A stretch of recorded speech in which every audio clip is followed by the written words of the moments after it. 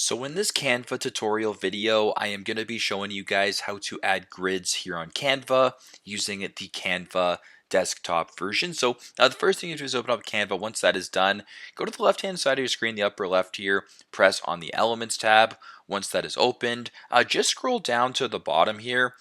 Keep scrolling past frames where it says grids right here, then press on see all. So for this example, if you wanted to sort of change the layout of your screen into like a different grid, for instance, you can go ahead and we'll use this one right here, just like that. So now what this actually does is if you were to import photos or videos, they're actually going to be cropped into the specific grid right here. So what you can actually do is I will just go back here to recently used, or I'll go to photos right here. Let's find some photos. Let's find some photos of football, just as an example. So if you wanted this photo right here of this football stadium, if I were to slide this there in the top left, you can crop it like that. If you want this player right here in the top right, you can make that.